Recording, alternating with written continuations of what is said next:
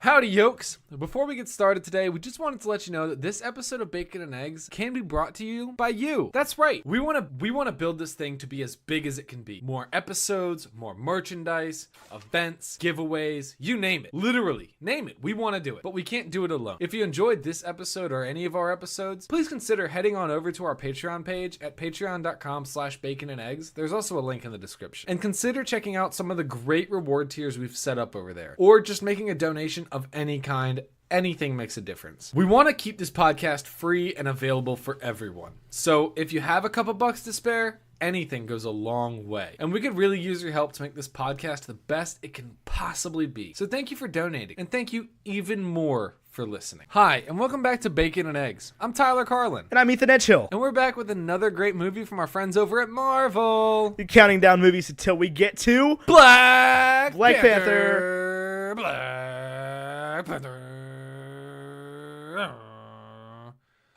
We've already reviewed the first 15 movies in the MCU. So you can go back to listen to those episodes if you want to. They should be in this feed right above where we are right now, or maybe below it, Depending on how you have your podcast ordered. Yeah, on your podcast, which we're on all of those, except for Spotify. We don't talk about that. But that'll get you caught up on what's already happened. As well as other great movies we've done, including like Elf and Back to the Future Part 3, and then some crappy movies like Polar Express, Star Wars The Last Jedi, Part 2, and oh wait, no, that was a good one. I know, but you didn't mention it. I forgot about it. I wasn't on that episode. So selfish. Or you can just dive right in with us right now, because this week's gonna be super duper fun. Yeah, it is. I'm excited. Without further ado, Tyler, what did you think of Spider-Man Homecoming? I'm not even gonna make a joke. This movie was so good. There's a bunch of other Spider-Man movies I could have mistaken it for, but yeah, but all was never called like Spider-Man. I won't lie to you, Ethan. If I were to give you a binary review right now, I would give this one a 1. I would have to agree. It's a very I have to. movie.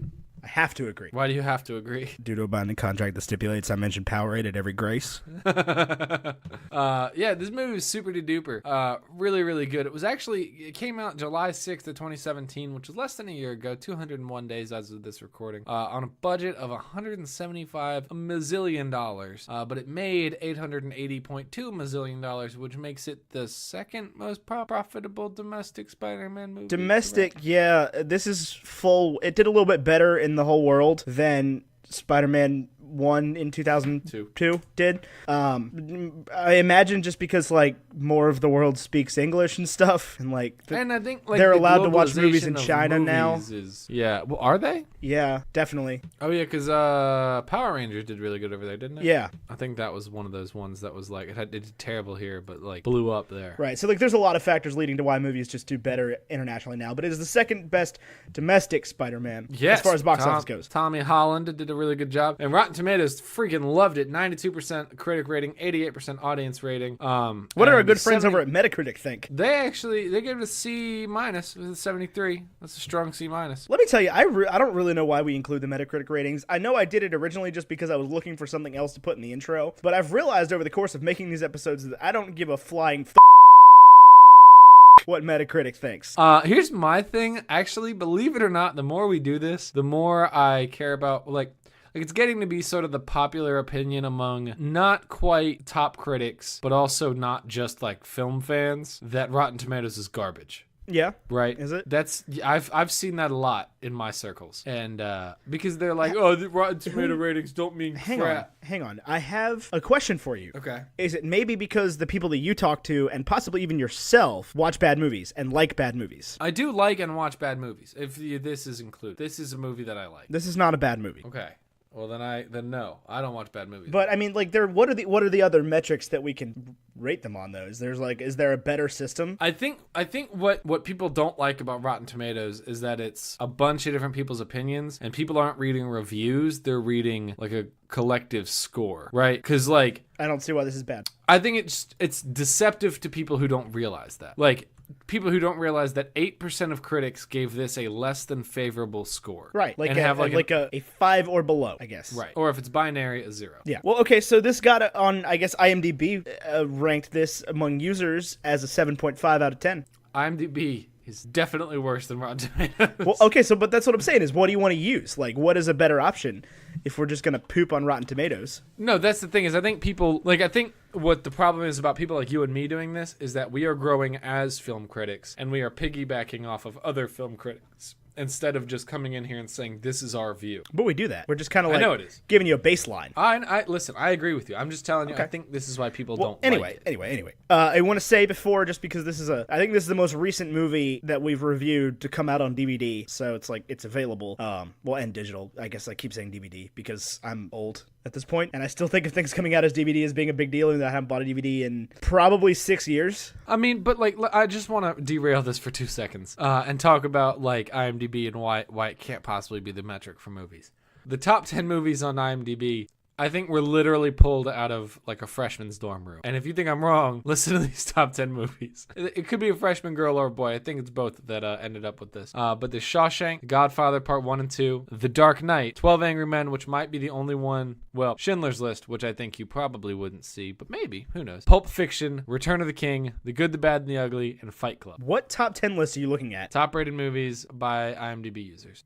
That's changed drastically since the last time I looked at it. That's what I'm looking at right now. Well, is it possible that those are just good movies? They are good movies, but they're not the 10 best movies ever. I mean, a lot of people will tell you that The Shawshank Redemption is the best movie of all time. A lot of people will also tell you that The Godfather is the best movie of all time. Like, I'm missing something here. Like, when people approach me and they say The Dark Knight is the best movie of all time, or Fight Club is the best movie of all time, or Return of the King, like, I can see arguments for Pulp Fiction. I can see arguments for The Godfather Part 2 or Shawshank Redemption. I mean, I would say Fight Club over Pulp Fiction. Oh, Pulp Fiction. Okay. I actually agree with you there. But Fight Club, neither of those are in the top 10 movies of all time. Maybe we should do a brunch about this.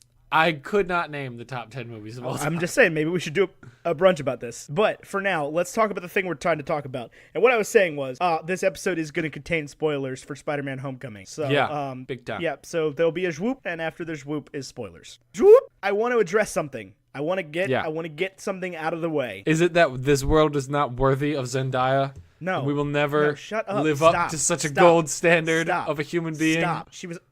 It's not that good. She's such a minor character in this movie. Yeah, but the fact that she's in it at all makes who her better cares? than all Like, of us. why is she important? Because she's MJ. So that's why. Who cares? Anyway, what I was saying is we gotta address the elephant in the room here. Okay. Okay. Michael Keaton playing a third bird. No. The 8 years, 8 years later thing. Oh, explain it to me. People are mad about this. People are very mad about this. People need to chill. I don't know if they still are because it's been like almost a year since this came out. Well, not almost a year, but it's been 8 or 9 months since this came out. But people were mad about this thing where it said boldly at the beginning of the movie, like after the first prologue, 8 years later. Right. And that's kind of thrown people for a loop in this imaginary timeline that they're creating in their heads. Let me tell you about the people, Ethan. They don't think about it as much as we do. No, they don't. And what I'm going to say now, it may be a controversial opinion, it may not be. We don't know the timeline.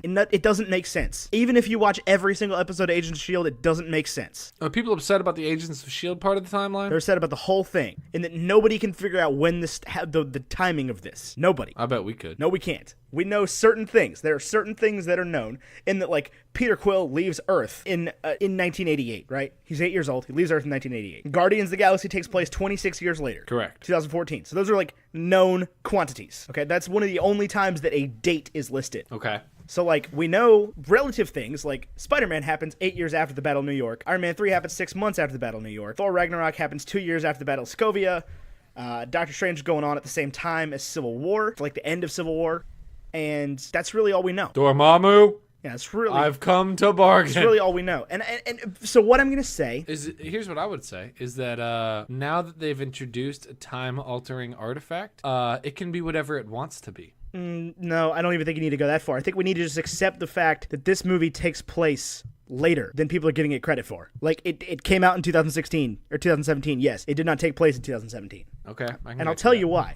Is because throughout this entire movie, the only other person that we see as a point of reference is Tony Stark, right? Mm-hmm. He looks older. And he is not... Wait, no, I thought he looked younger. No. I thought he also did not act like Tony Stark would have right after Civil War. No, because it's not right after Civil War. Right, that's what I'm saying. That's what I'm saying. It's been years. Because he's like, cooled down. He's right. Like... He is also dyeing his hair a different color. Well, it can't have been years. Like years. Possibly 3, maybe 4. No, because then Peter would have been a 6th grader in Civil War. What do you mean? He's a sophomore. 4 years before that, he would have been 6th grade. Huh. So it really doesn't make any sense at all. I didn't think about that. Yeah, no, Peter, like, Civil War happened just before this. And Tony Stark is acting very unusual. Almost like maybe he's the real Tony Stark. Maybe. I don't know. Anyway, I said all this to say this, is that we have no idea how it works right now, and I don't think it's ever going to make sense, but Marvel is releasing an official timeline. Oh, are they? At some point, yeah. Kevin Feige has decided that they are releasing an official timeline, and nobody knows if it was planned or not, or if it was a knee-jerk reaction to like everybody saying something about this. Yeah, people not getting it and then being like, fine, we'll release a timeline. All I can imagine is there's some guy in a windowless room at Marvel HQ with like a map and like blue string and a stack of Blu-rays that's like, this episode of Agents of S.H.I.E.L.D. happened on a Tuesday. And this one... And that's what's going on right now. But I wanted to get that out of the way because I know people are going to talk about it, and I don't want to address it in the rest of the movie. Like, it is a thing. It's an unknown quantity right now. It doesn't make sense. The 8 years later thing is really throwing people off. Well, that and, like, yeah, I agree with you there. I think there's some weird timeline stuff with, like, all of them, though. Like, the Incredible Hulk, and then, like, that happened congruent with Iron Man 2, or before it, or after it. At some point, Tony agreed to be part of S.H.I.E.L.D., but then in Avengers, he looks at the footage of the Hulk and is like, whoa, who knows? Who knows? All I know is that I think basically the way the Spider-Man thing worked was like, okay, we've done Spider-Man twice in the past 2 decades. It failed both times. So let's just write a script and roll with it. And if it works, great. If it doesn't work, then we'll kill him. Yeah, I think you're right. But, oh man, this movie was so good. It was so good. Can we just talk about that for a second? Like, this movie's so good. What's like your favorite part? And we got to do some comparisons to... Of course, Toby and Andrew. First things first, Andrew Garfield's Spider-Man is completely forgettable. And I only say that because I have no idea what happened in his 2 movies. And I could probably pretty well describe scene for scene what happens to Tobey Maguire's. So, my favorite part of this whole movie is the reveal. Yeah. Like, I still get chills. Yeah, I knew it was coming the whole time. You did the first time you saw it? No, this time. Oh, okay. I knew it was coming the whole time, and Michael Keaton opens the door to Liz's house and is like, Peter. Good to meet you. Good to meet you. And I'm just like, oh, I did the Chris Pratt face from Parks and Rec. Yeah.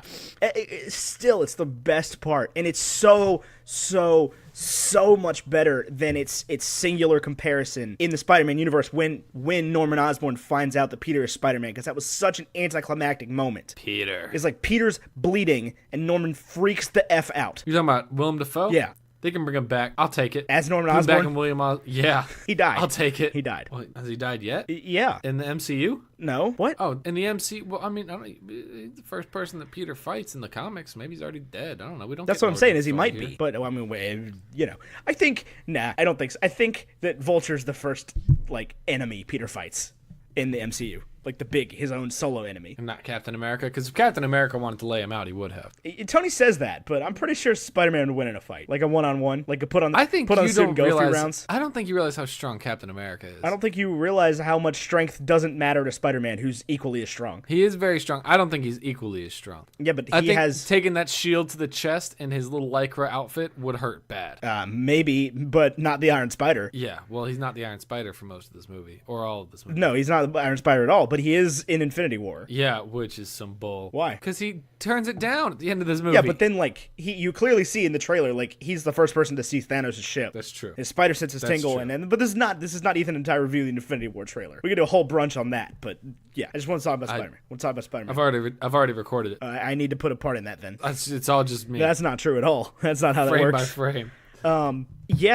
I stop hitting on Aunt May for starters. Just want to put that out there. It's weird. I'll tell you, they scaled it back big They time did, but it was still just like, I don't know, it was weird. I don't know. Made me uncomfortable. It's weird. I actually didn't really like Aunt May in this movie nearly as much as I liked her in Civil War. I mean, this movie pretty much could have happened without her. And it, for the most part, did. She shows up there at the end for the reveal. Yeah, that was cool. What was I saying?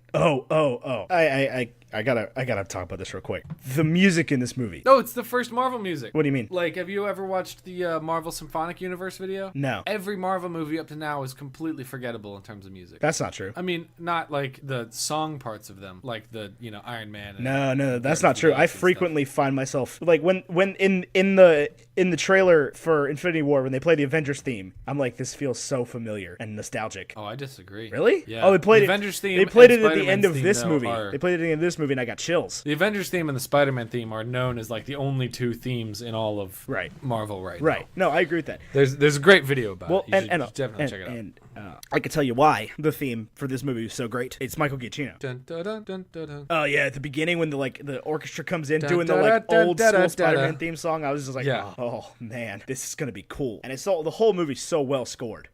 Yeah, it's super duper is. I completely agree with you. Yeah, that was a solid moment.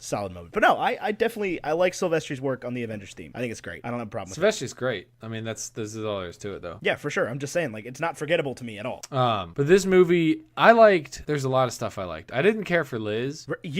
Oh no, Liz. Never mind. I was confusing people first. I mixed them up. Yeah, I did mixed too. up Michelle and Liz. Just their names, not their people. Well, Michelle, like the thing with Michelle is they do this a lot in movies where they're like, oh, this girl's not popular and she's quiet and lame because she's unattractive. And like that girl's not unattractive. No. Like No, by and no she's standard. super into even Peter. like even like dressed down. I'm talking about Michelle. Yeah, that's what I'm saying. MJ. She is super into Like, Peter. even, like, I'm not obsessed with them dressed or down anything. and- I'm just very observant. Right. Like I'm not even a little bit convinced that this girl would go into any high school and be unpopular, especially not in 2017 when like that is what's Well, cool. I mean, if you got to think about the way they formatted this high school, in which like there's cliques within the mathletes team, they're not mathletes, they're academic. academic decathlon, Academic. whatever. You know what I'm saying? Well, I mean, clearly I don't. You disrespecting legitimate high school sports and competition. Okay. But yeah, Flash doesn't seem like he would be popular. Yeah, nobody would like Then again, Flash. It's like like, this kid's just a bully. you're bad. like, You're out less loud. good at being a nerd at Midtown Science and Technology, the special school for people that are smart at stuff. Right. And Peter's your ringer. Yeah, you're not. You're an alternate. Is this the movie?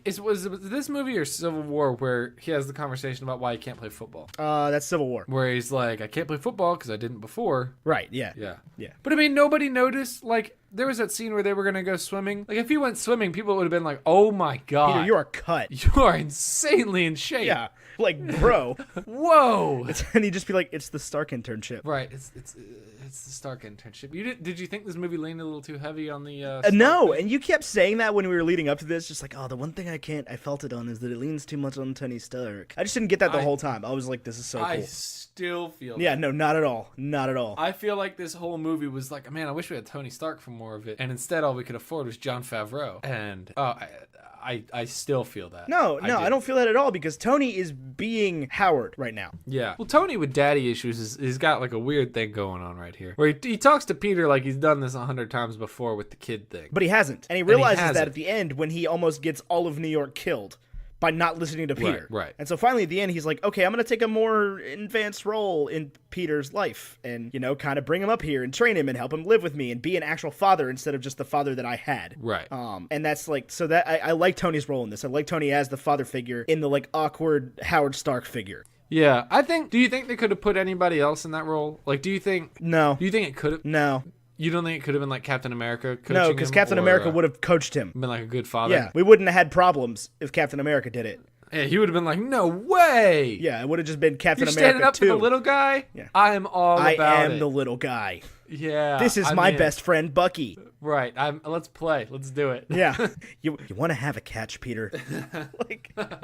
like no, there would have been no issues whatsoever. There would have been no disobedience or not listening. There would have been no hiding missions from him or anything like that. He would have been there every single step of the way. Okay. You want to talk about a complaint with this movie? I can complain. You want me to complain? Yeah, because I'm having trouble. Ned can just disable Stark's suit. I know what you're going to chalk this up to, but I think it's not the case. I know what the haters would say is that like, well, yeah, Tony made the suit so that it could be hacked. Yeah, Tony made the suit so it can be hacked. I disagree. Why? Because I also don't believe that him like turning the GPS off, like Karen must be run by the internet. They definitely at still some knew where level. Peter was. You think so? Yeah. I remember when I first watched this movie, I got much more of a vibe about him like leaving the voicemails and stuff, and it seeming like they weren't listening. This time when I watched it, and maybe I just wasn't paying attention at the right times, and that could be on me. I'll own up to that. But this time when I watched it, it seemed like no surprise that they were hearing all of his voicemails. Did you have that experience, or were you like painstakingly listening to him leave an insane amount of voicemails that like never seemed to be answered? Yeah, no, I mean, I definitely thought they weren't getting answered until Happy was like, I listened to all of them, you dumb. Right. Like, I hear what you're saying, I just don't care. I don't think they don't care. I think they think it's not a priority. No, that's what I'm saying. It's not a priority because all he does is get churros and steal people's cars from them. Where's Matt Murdock during all of this? Harlem. Hell's Kitchen. Yeah. Well, I mean, do you want the official answer from the timeline? I do. Yeah, he's Sort of involved. Really? I mean, he's this Daredevil season 1 is happening like at the same time. Kingpin is doing his Allegedly, thing. Well, yeah. I think Kingpin would have really benefited from those weapons. I mean, you can read that. I'll post it just for people who want to read it. But I did find a pretty comprehensive list that I 100% disagree with, but it is very detailed of what is going on at each time. It goes like day by day. Oh wow. Yeah. And it's just but it does involve every single episode of, or not every single episode, but it involves every plot point of all the Netflix series and Agents of S.H.I.E.L.D. and Agent Carter. Did you watch Iron Fist? Not yet. I've heard it was bad. I will be really honest with you guys, listeners. I can't make it past Jessica Jones. It's so bad. I can't. I wish I could. I don't get it. I don't get the hype. So I haven't watched Luke Cage. I haven't watched Iron Fist. I haven't watched Defenders. I haven't watched Punisher. I saw season 2 of Daredevil. I didn't because I haven't. All I've watched is season 1 of Daredevil. Season 2 is really good. Season 1 was really good, but season 2 is also really good. Yeah. But so all that's going on at the same time, allegedly. Jessica Jones takes place before Daredevil, apparently. Iron Man 1 happened in 2008. Not 2008, 2010. No, Iron Man 1 happened in 2008. Not according to this list, but it's the most complete timeline I could find. Interesting. Yeah, but anyway, what I want to say, I had something to talk about. So what did you think of, because this movie deals a lot more with like high school kids than the rest of them have. They've all been about like adults pretty much, except Harley. Who? Harley from Iron Man 3. Oh, the kid. I thought you were like dropping a Suicide Squad reference in there. I was like, no, not Harley Quinn. That's DC. She's an adult. I know. Yeah, she's an adult. I hope she's an adult. Yikes. What do you want to know? Yeah, this deals with kids. I don't know. How do you think?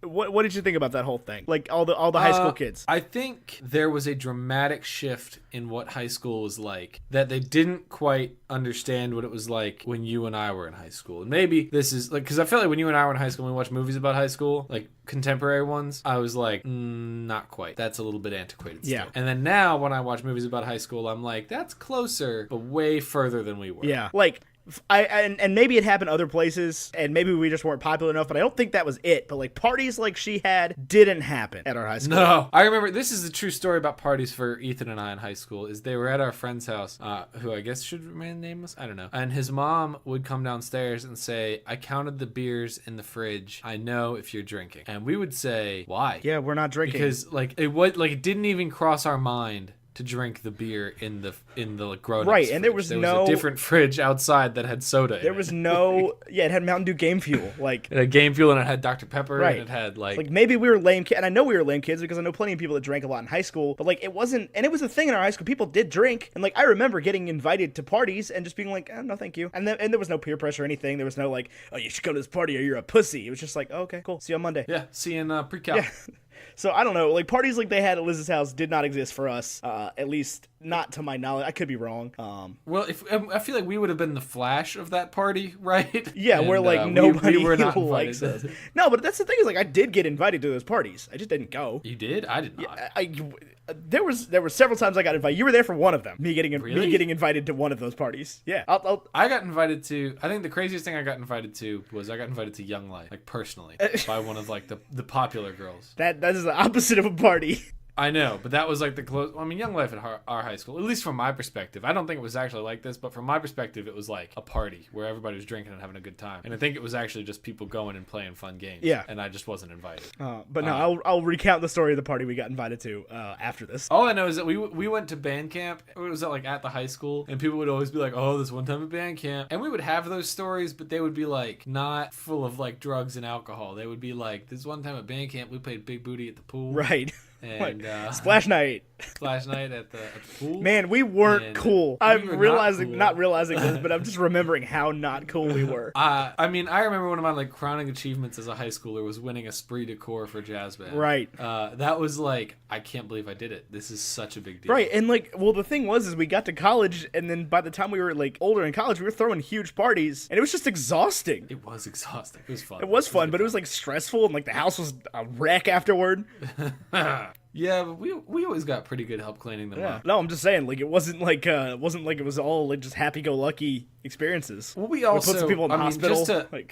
We did? Yeah. Just to give you people credit, Ethan and I built a party empire when we were in college. We never got like too out of control that we couldn't handle things and like end it if we needed it to. Like it was never like couches on fire or anything like that. No. But our first college party that we threw, Ethan and I together, ended with like 8 people playing Spin the Bottle. And our last college party party that we threw ended with us ended putting with people in the hospital. Right. I mean, we weren't. I don't remember this. Is there a better way to say that? It doesn't sound like we had dangerous parties. No, it was just some people drink too much at parties. It happens to everybody, and we put in the hospital. She went to the hospital. Yeah. Anyway, let's get back to Spider-Man. What I was saying is like we were not involved in those parties at all. So like, I don't know if they necessarily got high school right, and like I don't think that kids like Flash are really a common occurrence anymore, especially at like smart kid schools. No, I feel like they're all just friends. Yeah. Like if you're gonna bully somebody, I actually saw the funniest thing the other day. It was a College Humor video, and it was like if Doc and Marty actually went to the proper 2015, and like they show up, and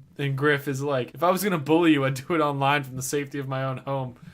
But that's the state of it these days. Is like a lot of, at least from my experience, a lot of the like face-to-face bullying is not what you see anymore. Right. It's not people getting up in each other's face and be like, "You're a so-and-so. You're a butthead." Yeah. But also, Butthead like, you just McFly. wouldn't. I know I keep coming back to this, but like, you wouldn't bully other kids on the academic decathlon team. There are like 10 of you, and you That's won true, nationals. Like, you're the smartest kids in the ever. country. He's also like the smartest one of the smartest kids ever. right? And he's not particularly ugly or particularly geeky. He's like cut. He's like normal, cool dude. Yeah. He doesn't have an Audi. He does not have an Audi TT. TT. That's his dad's. Yeah, a little bit of poor shaming here, but That's a common theme in Spider-Man, though. yeah, was it like all of his friends have? Right. It's like Harry Osborn was rich AF. Well, that's because it's New York, man. How on earth are you even affording to live in Queens? Because they weren't actually poor. Oh. What does Aunt May do? I guess Uncle Ben probably had quite the life insurance policy through New York Life. Probably. Today's episode is brought. No. Speaking of Uncle Ben, I was so happy that we did not have to watch Uncle Ben die again. Yeah, that was good. He just brushes on the spider itself. He's like, I was bitten by a spider. Spider's dead. Oh, okay, Yeah, cool. and that was great. I liked that. The fact that we didn't need a whole huge origin story. We still got enough of like Spider-Man truly coming into his own as Spider-Man, and like he still learned to use the suit, but it's not like there's a classic, Peter can't use the webs all of a sudden and falls on his face. Well, yeah, I was gonna ask you. Do you remember Spider-Man 2 with Tobey Maguire? Yeah. What's the theme of that movie? Spider-Man can't do Spider-Man anymore. Yeah, until he has to again. Right. Well, this movie's great for a great reason, and my brother always points this out. You may have met Jonathan before. My brother always points this out. In this movie, in this series, it would make zero sense to have that plot line where like Peter doesn't know that he's Spider-Man anymore, or can't believe in himself as Spider-Man anymore, because every single opportunity in this movie for him to be Spider-Man or to be Peter Parker, even if it would way benefit him to be Peter Parker, like not put himself in danger's way and be on a date with the girl that he likes, and not piss off her dad, he always picks Spider-Man. Right, and that's why I like Tom Holland Spider-Man better than Peter Parker Spider-Man, even if it's just from a scripting perspective, is that Peter Parker Spider-Man would have walked away. Tobey Maguire. Yeah, Tobey Maguire Spider-Man would have walked away. You think so? Yeah, when Vulture put the gun on him, he'd have been like, yep, all right, I'm a little raindrops keep falling on my head. I think we should do the Spider-Man series. No. I like it. No. Spider-Man I have 2. one good thing to say about the Spider-Man series. Two good things to say about the Spider-Man series, and both of those are the villains. Are they James Franco? No. It's Willem Dafoe and Alfred Molina. Is that Sandman? No. Who's Alfred Molina? Doc Ock. Oh, dude, he's so good. Yeah. Those movies revolved around the first two Tobey Maguire Spider-Man revolved around their villains. Yeah. Because Dark Knight. he And that's was apparently the a best movie weak ever. Spider-Man.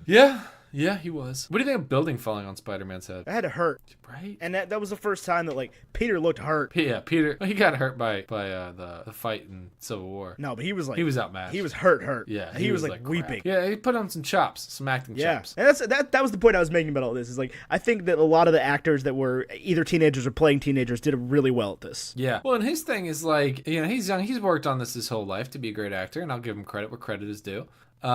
But he's a kid. He's younger than you and me. Yeah, barely. He's almost 22. That's way younger. That's not way younger than us. But what I was saying, so Tom Holland, Thomas Stanley Holland, born 1st of June 1996. You saying it like that because that's how the book that is how it's written on this Wikipedia page. 1 June 96. That's wrong. June 1st. He is exactly 3 months older than Zendaya. Really? And she was born September 1st, 1996. This world doesn't deserve Zendaya. She looks older than him. Yeah, I would have thought she was considerably older. Yeah, so, he plays a very good 15-year-old considering the fact that he's not 15. Well, yeah, but he's way closer to 15 than Tobey Maguire looked. Tobey Maguire was also, like, college student Spider-Man. In the third one, he was a high schooler at some point. For, like, part of the first one. And the second one. No. Second one, he's taking pictures. Second one, he's at Columbia, where he meets Dr. Connors. Oh, yeah, but he's taking pictures for the high school Gazette.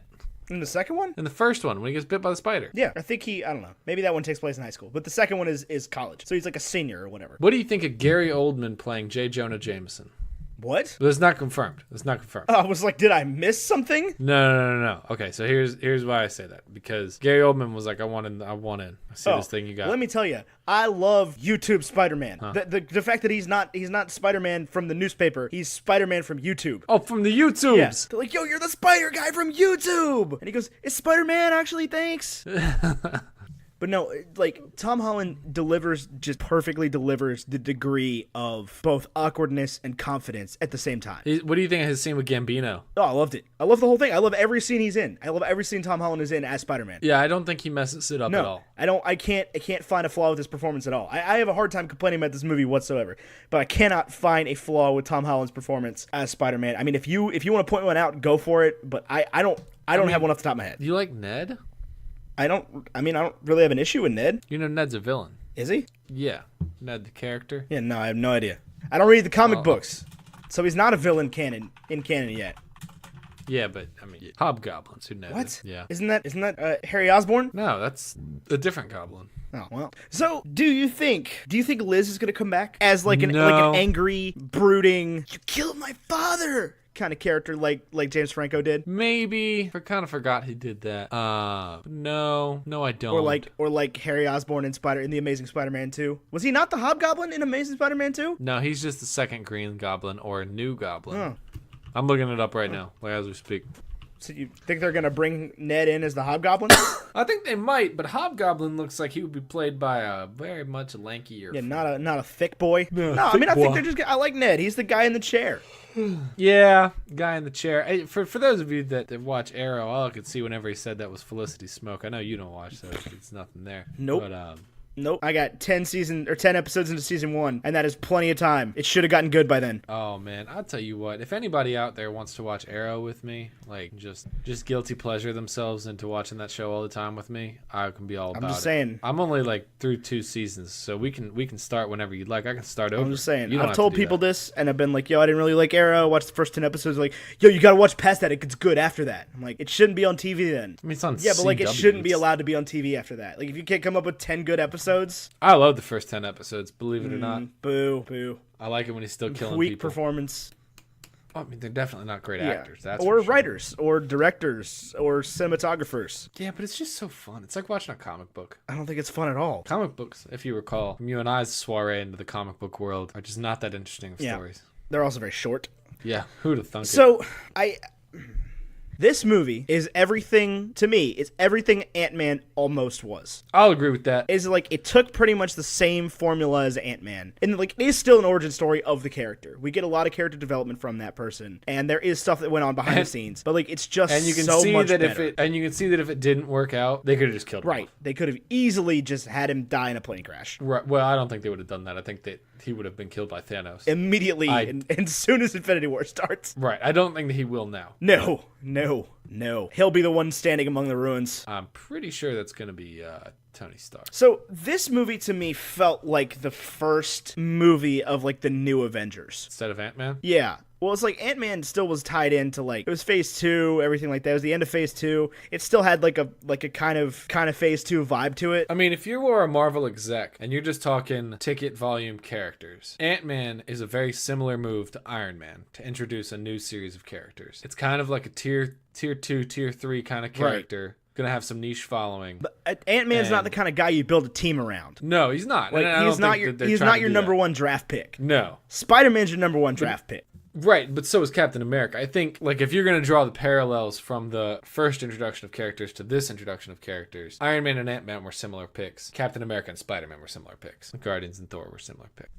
Maybe. I don't know. I think you're disrespecting Iron Man here as a character. No, I'm saying if you're a Marvel exec, if you're Kevin Feige in 2007, Iron Man is not a famous Marvel character. Yes, he is. To the general public, no, he's not? No. Iron Man stock became a thing after that. I don't know. He was not somebody people Maybe I'm knew. misremembering. I know there's going to be some... But no, when they said they're going to make a movie about Iron Man, it was like, who? Who the crap is Iron Man? And they were like, Robert Downey Jr. is going to be in it. And people were like, the drug guy? What? I almost want to go back and find like a New York Times article from 2007 about the announce of Iron Man, but I bet they wouldn't have even wrote it because that was before the superhero revolution. Right. I don't know. I just didn't think Captain America was that much more of an important figure in particularly my life. Maybe in the 40s when propaganda was a thing, but yeah, but I think he was Marvel had what, Spider-Man at that point? Yeah. As like its big ticket character. No, Daredevil wasn't a big ticket character. Yes, it was. It was Ben Affleck. Yeah, before he was Ben Affleck. No, he was Ben Affleck. Yeah, you're right. I'll give you that one. They had won an Oscar for Good Will Hunting. What a weird little troop of friends. Yeah, so like it was the thing. Ben Affleck was the thing. Daredevil was a big deal. Hellboy. They're making a new Hellboy. The Punisher. Elektra.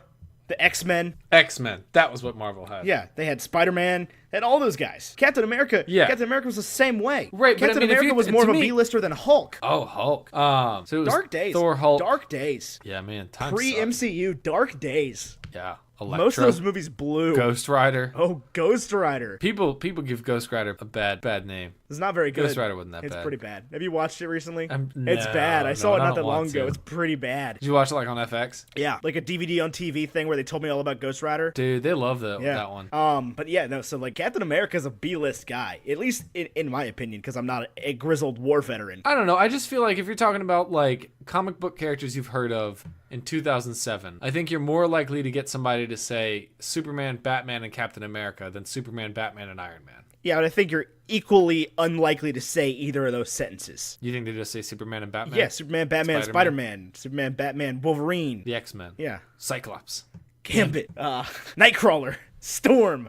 Mystique. Jean Grey. Yeah. Who doesn't get a code name. Yes, she does. No, she doesn't. What are you talking about? Jean Grey is like the Phoenix or whatever. Go watch the first 3 X-Men again. She's Jean Grey the whole time. Oh, sorry yeah, to break it to you. In the movies, yeah again, that's what we're talking about. You don't read comic books. Sure. No, you don't. You've read 4. I watched you read 4 comic books one time. I own comic books. Did you know No. that? Oh, I own 2 volumes of Nightwing, and I own a few volumes of Deadpool and some Captain America comics. This is recent. Since I've moved to this house. Yeah, that's recent. Okay. Anyway, you're just you Phoenix. you've done this. Phoenix is her name. You have done this in the past couple episodes where you've presented it like you have some kind of inside knowledge that like everybody has except me because you're a Mr. Comic Book guy. Okay, well, I don't want it to present it that way. I'm trying to teach you, and I'm a bad teacher. Yeah, you're not doing a very good job of teaching. You're doing a very good job of being pretentious. Well, listen, Ethan. It's called condescending. It means talking down to people, okay? What movie is that from? I don't know, but that's one of my favorite lines. Oh, God. It means talking down to people. Yeah, no, but like, and anyway, I don't care about the comic books. Like, I don't know that they're irrelevant. Here's what I think is fun. This is a movie. This is not a Marvel podcast. This is a movie review podcast. We are talking about the Marvel Cinematic Universe, the MCU, which has the word cinematic in it. It's not the Marvel comic book universe. Here's what I like about the comics, Ethan. I don't want to harp on it too much because I would say 85% on your side here. I agree with you. This is the cinematic universe, but I think that there is some added value to the history of the characters. Now, I agree with you that the history of those characters doesn't matter, but I think it is interesting just as a fan and as a human being to learn more about the source material. I'll 100% agree with that, but I don't think it should be used for prediction. Oh, I think that's a hot I don't think so. Sure. I don't think so. That dude's a villain. Big time. That dude is going to be Darth Jar Jar. No way. Yeah, no. Dude, he's such an innocent character. He wears the fedora. I didn't even trust Ned in this movie. Sidebar about that. Nobody would like that hat. Nobody would think Ned is cool in that hat. Not even Aunt May. No. Well, she might. He walks into the party and Liz is like, "Yo, Ned, cool hat." And I'm like, "Liz, no. You would not think that." Oh. Yeah, no, she wouldn't think it was cool. I remember like in high school when I wore a fedora, my friends' parents would be like, "Ooh, cool hat." You wore too many fedoras in high school. I owned one. You owned more than one. Maybe. I can only think of one. It was white. Oh, I have like a straw one? Yeah, you did. Because there's a picture of you. Which one are you wearing in the picture with the life jackets? I don't know. Life jackets? Isn't there a picture with you with like 4 life jackets and a fedora on? I don't know anything about I think there is. I seem to remember there being this. What was I trying to say? Oh, we haven't talked at all about the villain in this one. Oh, you talking about? We haven't said a word about Batman. Holy rusted metal. About Batman. Vulture. Michael Keaton literally fulfilled the Chris Nolan prophecy in the like, you either die a hero or you live long enough to see yourself become a villain. Yeah, I think there's some value to be added to Chris Nolan saying that. I think that's I think that's almost a smack in the face to like the whole superhero genre. Is like, it's just what happens with all of them. Michael Keaton in this movie crushed it. Correct. Crushed. There was plenty of great performance in this movie. There was one. Actually, I don't know if I think he did better than Tom Holland, but there was definitely a performance that stood out. Okay, what is that? Oh, Michael Keaton. Okay, yeah. His whole performance. Yeah, no, he crushed it. The way that he talks to him is like, to anybody who's young and remembers being spoken to that way, that like, you're dealing with things you don't understand. This is a grown-up issue. It's like when, you know, you go and you're explaining your creative venture, like your podcast, to somebody, and they're like, they just don't get it. Well, and that's the characteristic of a Spider-Man villain. Right. Is that like they're adults and Peter's a kid. So it's Right. like when Like Tony Stark's going up against his villains or Cap's going up against his villains, they're up against other adults and they get almost respected because of it. Peter gets no respect, none. Like Correct. he is to his villains, and this is consistent across all 6 Spider-Man movies. He is a kid with toys. Correct. Like, oh, you can shoot webs. That's cute. Right, and that's even like kind of how Tony sees him. You know, so he's got to prove himself to the Avengers, but he's also got to prove himself to like his villains to make himself seem like a viable threat. Correct. But and even Donald Glover, who's like a young person, is like, he wants to like help him out. Does he have a villain? Does he have a name? Donald Glover? Yeah. Like, is he a person? Because like they even got Shocker in here. Shocker is in here, and I don't think we're ever gonna see any relevant like follow up from that. Yeah, no, but that's like a B-list Spider-Man villain. Yeah, but I mean, you like so was Shocker in the Incredible Spider-Man or Amazing Spider-Man 2. That's what I'm saying. Is like I just think it's cool they brought other Spider-Man villains in. Right, but in that movie it was Jamie Foxx. Oh yeah, okay, he was like the main villain. Yeah, Aaron Davis. Let me find out. We should have done this research beforehand, I'll be honest. But like I just remember playing like the Spider-Man video games for like old systems, and there was like a part where you had to beat Shocker, and he was like the 3rd villain. Yeah. Oh, for sure. So that was cool. I guess I didn't catch on to Jamie Foxx being Shocker. I guess that's who he was. He was like, I don't know, discount Dr. Manhattan. Who the hell is Dr. Manhattan? He's the big blue guy from Watchmen. I've never seen Watchmen. Never in my life. So Aaron Davis is the uncle of Miles Morales, and who is Spider-Man in different universes, and is the Prowler. Gotcha. Okay, so Aaron Davis, they picked Donald Glover to be Miles Morales' uncle. Correct. Also, Jamie Foxx was Electro. Oh, well, yeah, he was Electro. Max Dillon. And Mahershala Ali is playing Aaron Davis in the new Spider-Man movie, and Shamik Kapoor is Miles Morales. What new Spider-Man movie? Into the Spider-Verse, the really, really pretty looking animated. Oh, don't care. It's like it'd be. Don't care. I'm so surprised that you don't care. It looks okay. That's good. Great. It's not part of MCU. Yeah. Okay. Yeah, but you said the new Spider-Man movie, as in like. Oh, as far as the MCU Untitled goes, Spider-Man Homecoming sequel is what it's currently called, but it's a confirmed movie. Is Tom Holland confirmed in it? I would guess. I would hope so. He's like 21. I'm sure they've got him locked down for life. Yeah. Like, hey, do you want to be Captain America? Awesome. Sign your life away to Disney. No. Thanks. I was actually looking at, I noticed this today. Almost all the movies I watch are Disney's, turns out. Yeah, because Disney owns everything now. Correct. Yeah, like there's like a statistic that just came out. They were like, Disney is the first movie studio in history to gross like $7 billion in 3 consecutive years. I'm like, yeah, no shit. They own Star Wars and Marvel and Disney and Sony and Fox. I would hope they do that. Yeah, like there's no reason they shouldn't. They make everything. They're good at it too. That's the thing. It's like you want to be mad at them, but they're just so good at it. Yeah, they've made very good Marvel movies since they took over. They've made very good Star Wars movies since they took over. I have no problems with this. I don't want to see another freaking X-Men reboot. Yeah, you're not gonna get your dream come true there. It's gonna be part of the MCU here in like a minute. Hope not. You know what they were given is they were like, I don't know how to end Infinity War or what to do after that. And then Marvel and Fox were like, you know what? Here is a whole bunch of really valuable characters that people already love. So you can kill off as many as you want. If people want out of their contracts or whatever, just boom. Now, check this out. Cyclops. Infinity War Part 2. Everyone dies.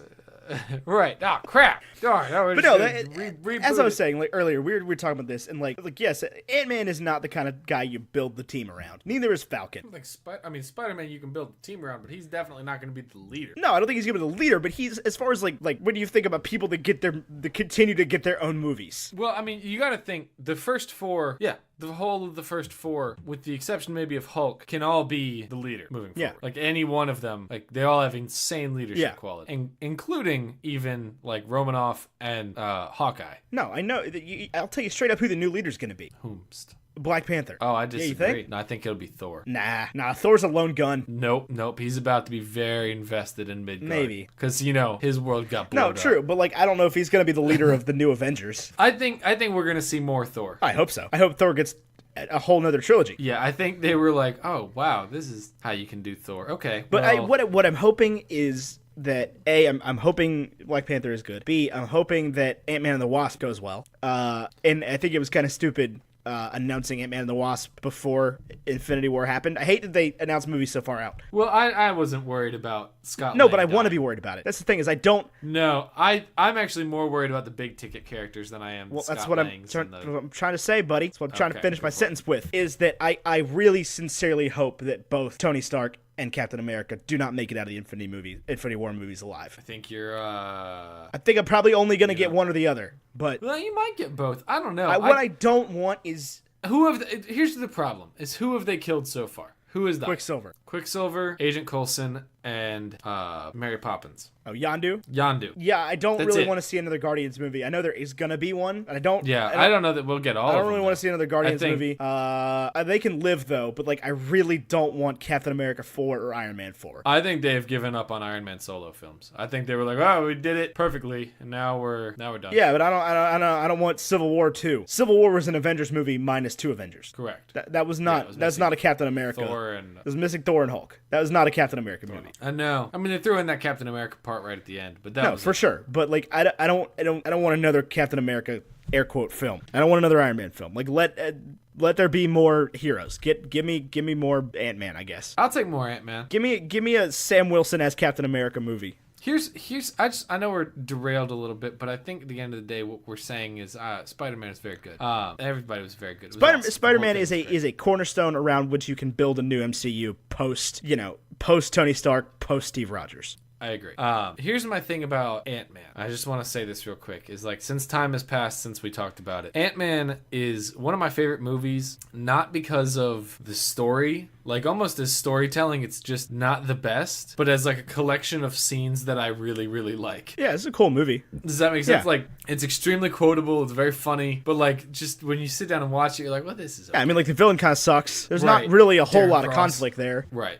It's got too many bugs. Yeah, I don't know why they included Yeah. that, but Like, I'm glad that they didn't go with that. When Ned was like, Peter, can you summon an army of spiders? Peter's like, no. I was like, thank you. yeah, I think that they were like debating that, and then they were like, wonder what people thought about the I bugs in guarantee you Ant-Man. there was I'm a assuming. strong, not majority, but a strong vocal minority of people that were like, I don't want more bugs. Right. They're like, Bugs I'm are not going to gross. see Ant-Man and the Wasp if there's wasps.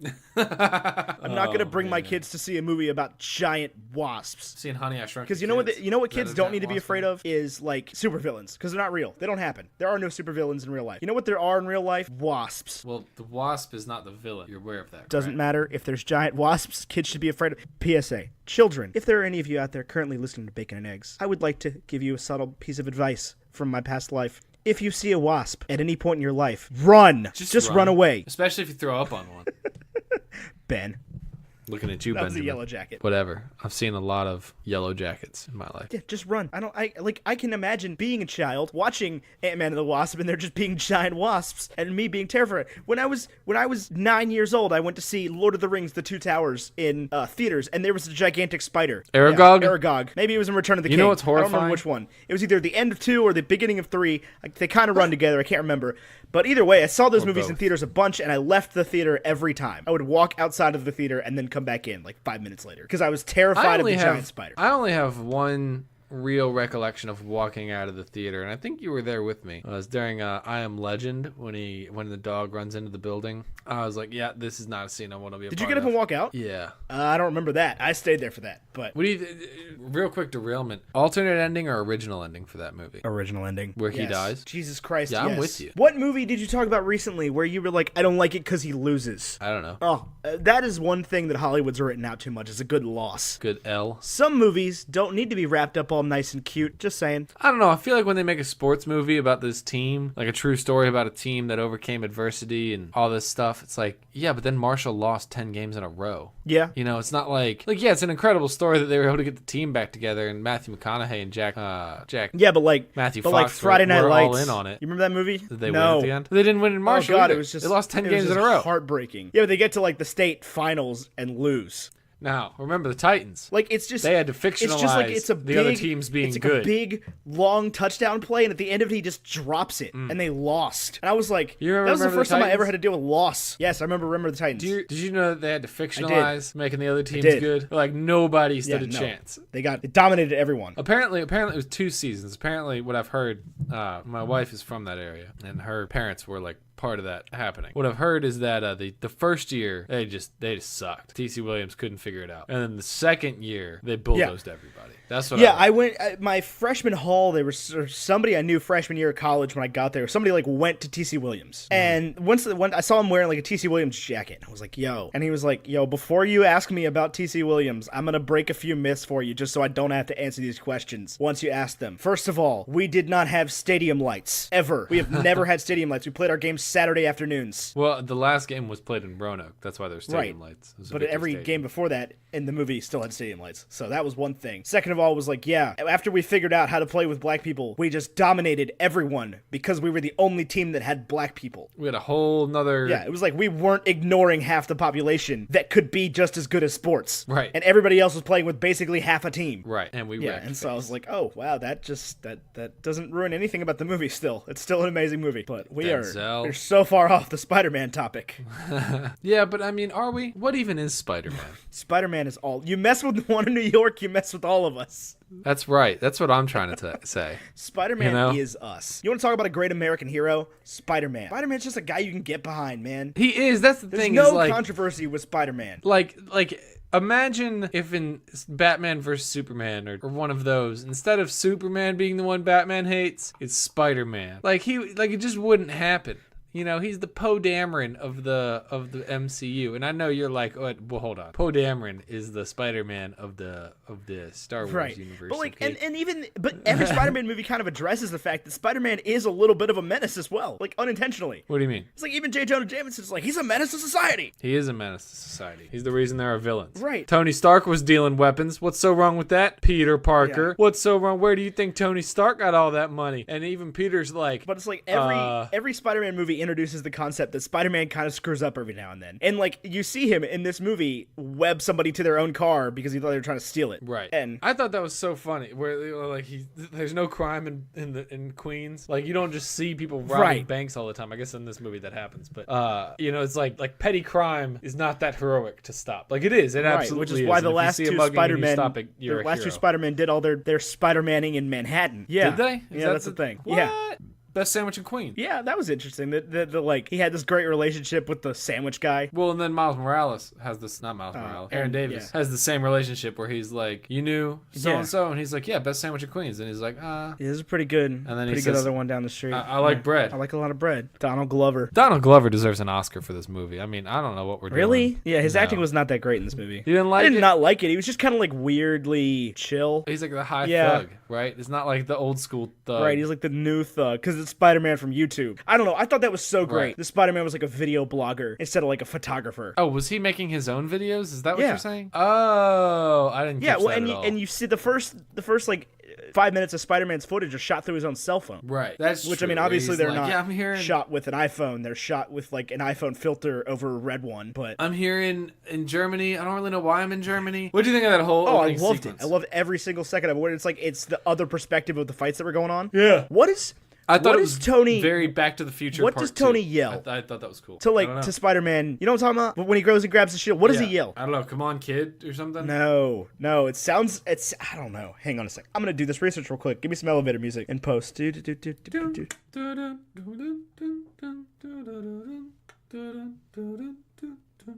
So he yells underoos, which was a line of superhero underwear from the 70s. Yeah. You don't know what underoos are? I did not before this. This never happens that I get a reference that you don't get. This is literally like you're Tony Stark and I'm Captain You literally America. Just said you didn't know what he yelled, so I don't even want to hear it. I didn't know what he yelled, but I know what underoos are. Congratulations, you didn't know what it was. Well, now that I know what it is, I get the reference. Okay, great. This is so weird. Is this what you feel like all the time? That's Riley. Yeah, this is what I feel like all the time when I get the references that nobody else gets.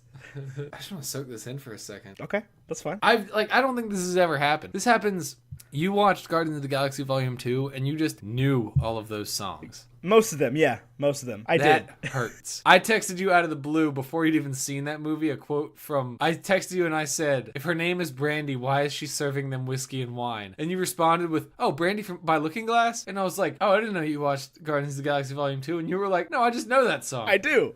That's a super famous like, song, to be fair. Okay, but not... Okay, so that I think that you song would be surprised how few people from our generation know so that song. I work with a guy whose wife is literally named after that song. Like, she is named Brandy because of that song. Like, it's a lot more popular than Hooked on a Feeling by Blue Swede ever was. Song belongs to me! Yeah, that Brandy by Looking Glass. Also, Brandy is a wine. The sailor said, Brandy, you're a fine girl, you're fine. What a good wife you But yes, would this be. is how I feel all the time. You are correct. I remember hearing that song and being like, oh my gosh, that's such a banger. And then I downloaded it that day. Yep, it is a banger. That song does bang. Anyway, so he yells Underoos. Now I know that. Even though I've heard him say that like 20 times. How many times have you seen Spider-Man Homecoming? Two times. 2 times. How many times have you seen Civil War? 2 times. Okay, so you've heard him say it How 4 many times have I heard or seen the trailer for Civil War, which was a lot? I did not know It is it was in the trailer. Ah. Is in the trailer. So yeah, that's why I was like, I've never bothered to look it up until right now. But I did love the alternate perspective scenes. I thought that was really cool. A little back to the future. No, that was super cool. And I love any kind of found footage type stuff. I do too. I also love Spielberg. Like, I would love a whole movie of like some unfortunate video blogger who was just in all the places that the Avengers are happening. Oh, I thought you were gonna say like in unfortunate places, and I was like, one, Logan Paul did that. People were No. happy. That it like is like 2. there for the Battle of New York and the Battle of Sokovia and all that 2, stuff. have you seen Cloverfield? Because I have. Like, Cloverfield is one of my favorite movies. yeah, so good. You know what other scene I loved is that they finally Which one? tackled the Spider-Man in the suburbs thing, where Oh, like I know. Where Spider-Man he can't doesn't swing work from tree to tree. in the suburbs. Spider-Man would like only work in like New York or Chicago, Yeah. where there's like a ton of Yeah. tall buildings. For sure. Tokyo, London, Los Angeles. I don't think London would work. I've been to London. There's a lot of short buildings there. They're tall enough. Yeah, but there's not like a big enough city. He can center. also I like don't jump from building to building pretty That's true. consistently, but like he rips the treehouse out of the tree. know. Right. That whole scene was great. And the Ferris Bueller thing where he runs across the lawn as the whole thing's happening. Like, Yeah, and they shove it in your face, and they're like, "Look, it's like Ferris Bueller." I thought it was funny. I thought it was funny. I did not. It did not feel heavy-handed to me. It felt I am having a very hard heavy-handed. time criticizing this movie. I really am. I think if this was in Ant-Man, you would have been like, that was pretty heavy-handed. Maybe, but like with Spider-Man, it didn't feel heavy-handed. That's what I'm saying. It's like with the character of Spider-Man, none of this felt heavy-handed. Even when Tony was like, "Can't you just be a friendly neighborhood Spider-Man?" I thought that was a little like, okay, Tony. I said the laughed. I thing. liked it. Like, I don't know. It just didn't feel cheesy. It didn't feel cheap with Spider-Man. I mean, Spider-Man's not cheap is the thing. He's a real American hero. He's Literally, freaking the only G.I. thing I didn't Joe. like about this movie was Flash. Oh, I didn't like And, Flash like, at all. Flash they call sucks. him Penis Parker. Yeah, I was like, why would you call him? I think that they were just like, we're gonna say penis in a movie. Yeah. We're gonna do it.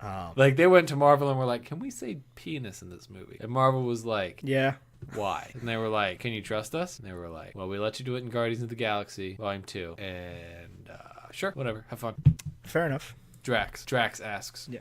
If Drax. Did you make man, a penis? Drax stock golly, can we just talk about Drax No, for we a don't talk second? about Drax. Stock was up here, now it's down here. It's like what Bitcoin just did to my wallet. Wow. Wait, what happened to Bitcoin? I haven't checked. Oh, it's just down. It's like 10 grand. Here's my thing, Ethan. It's that I don't like... We have a niche audience, listeners. We know that you like Marvel and Back to the Future, apparently, and Star Wars. What kind of other stuff do you like? And I'm not talking about movies. I'm talking about music. Sounds like a great question You- for our Facebook group and our Twitter. Do you listen to music? I Let us don't know if I can handle it if everybody is like, I don't listen to music. I'm not one of those people. I just watch the movies. I just get baffled by people that don't ever listen to music. like if your shower head and or the steering wheel in your car is not your personal karaoke machine, I don't know if I trust we make a podcast. There's a lot of people who listen to podcasts like instead of listening to music. I know. And to those people, we say thank you so much. You can go to patreon.com/bacon and eggs to support this show and others like it. All right, I feel like we're missing some stuff here. We really haven't talked about the villain a lot. We really haven't talked about a lot of the movie. But What's to know, Ethan? We both liked the movie a lot. yeah, okay, well. I honestly did. That's the thing, is like, I came into this week knowing that I was going to have to be the bad guy, And why were you gonna have to be the bad guy? Because I know that you love. I do love this movie. Right. So like this is like when we watch Captain America and you have to come in and be like, these movies are stupid. Yeah, but this is just not stupid. Neither of those movies. This is better than those movies. Maybe. Okay. So I'm going to ask you some questions. I want to just do some quick summary discussions, okay? So how does your Tony Stark stock fare in this movie? Your Tony Stark is probably what I loved. Listen, okay, this is why I like Spider-Man Homecomings, because it takes you far enough out of the MCU, but gives you Tony Stark that you can be like you can kind of appreciate him as a different character, but I don't think he's consistent with like Tony Stark's character development. He's very much like Iron Man 2, the beginning Tony Stark, or Iron Man 1 Tony Stark. Do you see what I'm saying, or are you like... No, not... think you're grabbing at straws? I don't think you're just like grabbing at straws. I mean, you do tend to do that when it comes to Tony Stark, but I don't see it. Like, I don't get where you're... Flesh that idea out a little bit more. Well, okay. Like, help me understand where you're coming from. I want to know. Can you show me your feelings about Tony?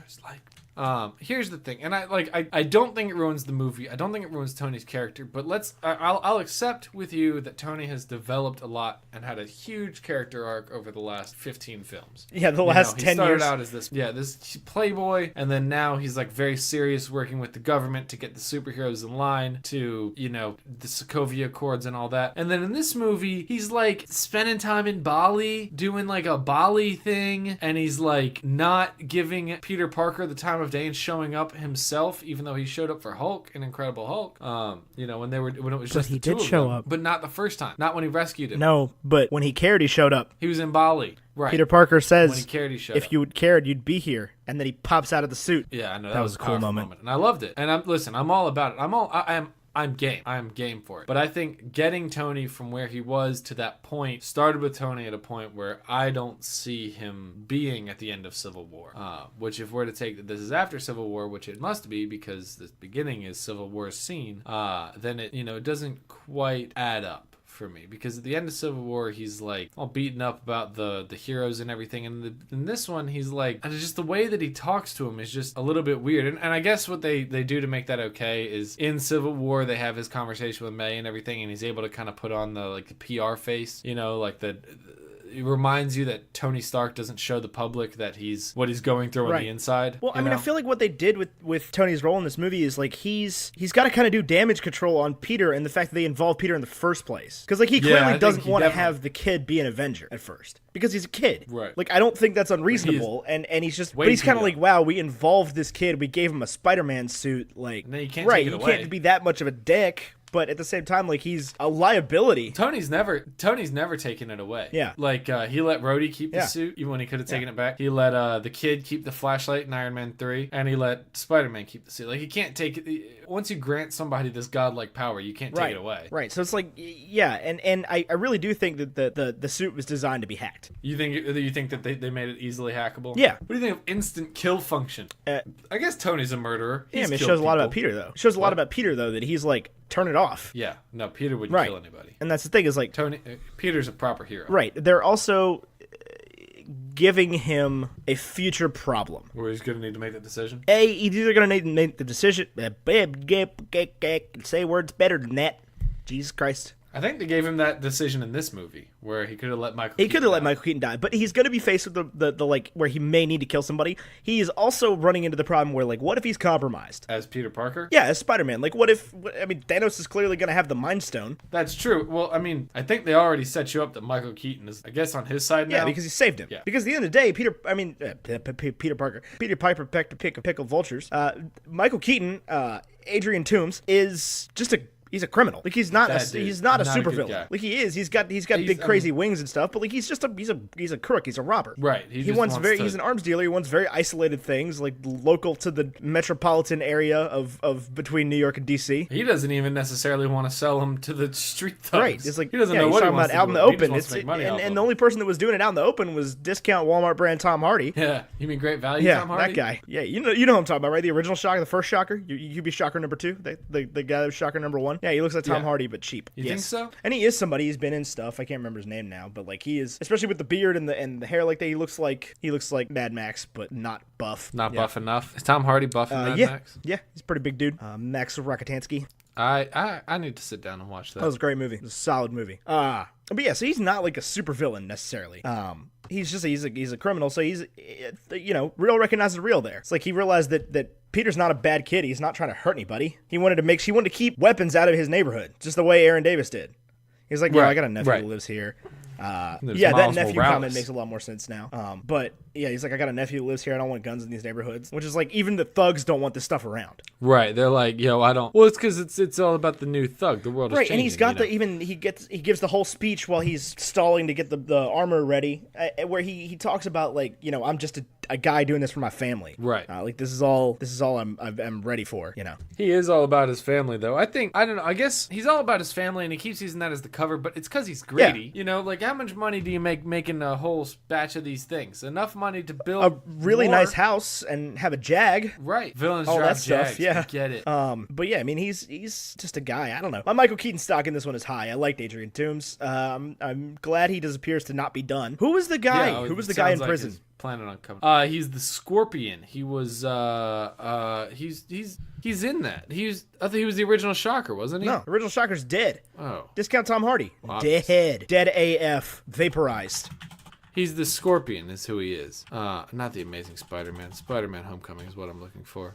Let me see if I can find out for you. Okay, so I guess you would have missed it if you weren't paying attention, if you didn't know what you were looking for. But the arms deal on the ferry is between Vulture and Shocker, and Mac Gargan is who they're selling the weapons to. Yeah, I definitely missed that. So that's the guy in prison. Yeah. Okay. That's the guy in definitely prison. Missed that, and why Toomes knew him. Yeah. So that's at least from this very quick article I'm reading on comicbook.com/Marvel. Fair enough. Is what I'm reading. Okay, so what did you give me a rundown real quick? What did you really love about this movie, and what did you really not love about this movie? I really loved the acting on the primary and supporting roles, so Spider-Man and villain, and I really did like Tony Stark in this movie. I don't know that I think he was. Those are the questions I have. So where does this put Tony in your Tony theory? Like what are the repercussions of him? You're saying he's not acting like Tony Stark would act right after the events of Civil War. I kind of tend to disagree with that, but that's fine. Where does that put Tony on your like? What does this mean for Tony? You get what I'm saying? Yeah. So I just don't know. I feel like I almost feel like he's been in too much at this point. I just don't feel like if you just watch Tony's character throughout these films, he's very inconsistent on his character arc, and maybe that's what makes him Tony Stark, is that he's just. But in what way though? Because I've never really felt this. So I guess he just at the end of Civil War to me reminded me a lot of the end of or during Iron Man 3, where he's kind of PTSD'd out and he's like, things aren't going as planned, and I was just whooped by Captain America and. The Avengers are now kind of on my side because I got them out of prison and I just built a new facility for them. But I don't really understand that. Why the government letting us build a new facility for the Avengers? Because I don't think Thunderbolt Ross is in charge anymore. Yeah, you think they were like, hey, you. Yeah, let's not treat these people like weapons. Right. I've privatized world peace. Yeah, so I don't know. To me, I maybe the Bali thing doesn't really stack up or wherever he is. And I think that's, I guess, the one thing where I was kind of like, this is kind of confusing. But I think they just needed to show that Tony was somewhere else. Right. That he's not. Right. That he's not present, and that it's not enough of an issue for Tony to come there personally at that point. So I think that was the important thing. So he could have been anywhere. He could have been, Antarctica. Like it served the same purpose. Right. I get that. I guess I don't know. I really don't know what I think about my whole Tony theory right now. It's a little confusing. It could very well easily be that he's still not who he says he is and he's grooming Spider-Man. I think the part to me that still makes Tony looks a little suspect is that if he made the suit intentionally hackable, that he would include an instant kill feature in it. Yeah, but I mean, Tony's a preparer more than anything. Well, yeah, he wants to build a shield around the right, planet. like he's aware of the fact that there are times when that is necessary. I don't think that's the case. Batman doesn't kill the Joker. Yeah, Tony Stark's not Batman. I mean, he's the Marvel version. Yeah, but he's not though. Like that doesn't have to be congruous. Correct. Tony Stark has killed before. Yeah, Everyone's seen him do it a lot. Not Spider-Man. No, not Spider-Man, but everybody except Spider-Man. I don't think he kills anybody. He doesn't kill anybody, right? I don't think so. Not directly. Man, he really screws up with that fairy thing. Yeah, like a lot of people could have died. And even Tony gives him the business with that. He's like, what if people had died today? And Peter didn't really have an answer for that. What if you died? What if you died? I feel like that's on me. Oh, man. And when Peter's like, I wanted to be like you, and Tony Stark was like, I wanted you to be better. And then what Peter should have said is, so like Captain America? No, but I liked Tony my Tony stock rose in this one. I liked Tony as the I think Tony did a lot of growing very subtly in this movie. I agree. In the and they left the door open if they wanted to for him to be like a mentor type character. Yeah, if I they agree decide with not to kill him in Infinity War. I'm pretty sure they will. You don't have any idea, so that's your speculation. And I mean, I agree with you that speculation, but the writers at Marvel are very good at leaving themselves not loopholes necessarily, but situations they can write out of. Oh yeah, I mean they can. Like, aside from like literal, like at this point, actually, they can do whatever they want. They can literally drive a stake through his heart, and then freaking They did that already with Agent Coulson. And as far as the greater MCU is concerned, that Kevin Feige is in charge of, that dude's not dead. But also they've just got like a time relic and can just I really hope that doesn't become a thing they use. I don't think it will be. I think maybe Doctor Strange gets killed like that. That would just be it's like in Forza, like the racing game, where you can just rewind time until you get it right. You can do that. Like you can run the same corner over and over again in the middle of a race until you get it right. Until you stack it up just the way you want to? Yeah. So you just hit Y and go backwards in time. Y on an Xbox, obviously. There's no Y on a PS2. A PS2? 4. Triangle. Yeah. So we've successfully not talked about Zendaya. That's awesome. Okay. Pointless character. World, she'll be a full character in the future, and this is not the movie that I've seen her in that I'm right. But like, why are you so obsessed with her? Oh, because the world doesn't deserve her. She's perfect. For what reason? She's just a super awkward, weird teenager, which she does that really well in this movie. But still, like, she's not the most amazing thing to ever happen. There's Tony Stark. Okay, what are you referencing? Don't worry about it. What has she been in or done that you were so obsessed with Zendaya? Actually, it's just as like a person, I think she's super interesting, and I have no idea why. Okay, well, I have no love for MJ in this movie particularly. I don't dislike her at all. I just like it's what you've talked about nonstop leading up to this. It's just like, oh my god, Zendaya's in this movie. Yeah, I'm like she's like irrelevant outside of this movie. She's in Greatest Showman. You hated that movie. No, I think I've decided. Well, you're alone in that. No, I'm not. 50% of people agree with me. I don't think so. Did it get a 50 on Rotten Tomatoes? Pretty sure. I believe right there. That's not good. I would not see a 50. That's not true. I've seen plenty of movies less than 50. But I don't actually really base whether or not I see a movie off Rotten Tomatoes. Yeah, I base it off the trailer. Well, that, and I base it on sometimes what people say on Rotten Tomatoes. Like, I'll look at the reviews, and if everybody's like, this movie is really boring, like, it takes... Oh, well, in case you're curious, 54% of critics liked it. 90% of audiences liked it. Well, that's okay. I had no interest in seeing it. But you should see it. I think you'd like it. There's a lot of movies I need to see before that, though, apparently.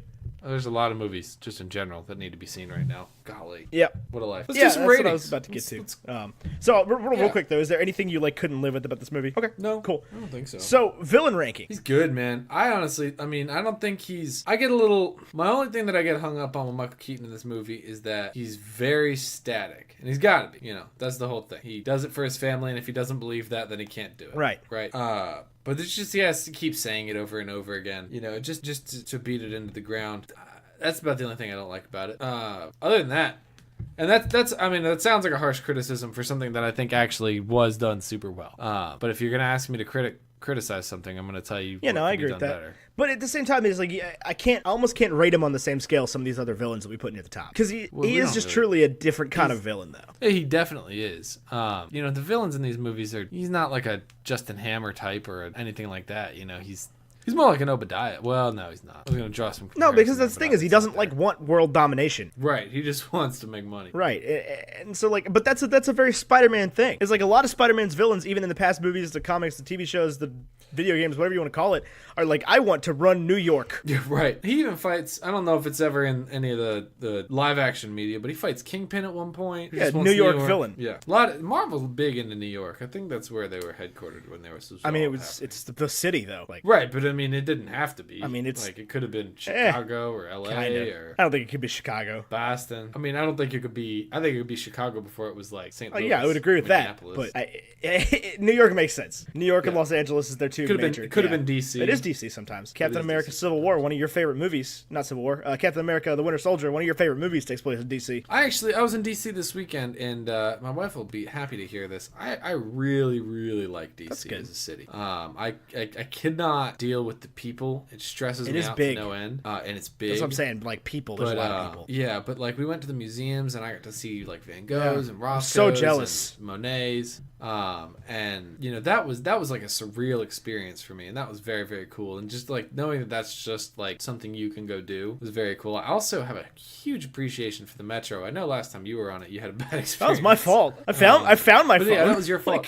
We're all good. Right, but that weekend we spent in DC was great. I had a lot of fun. It's such a convenient thing, and DC there's a lot of really good like I'm food, starting. The more and more you drag me around it, I start to enjoy it more. Yeah, there's a lot to it that I didn't appreciate when I was younger, but I really like it there. I would spend more time there, and if we have to headquarter this podcast out of a city one day, that can definitely be on the list. Yeah, I can see that. But I don't know that day that will. Yeah, it seems inefficient. It seems I feel like we're better off headquartering our podcast in like Wyoming, somewhere with very low rent. Yes. Like would love to have a successful business in it, but.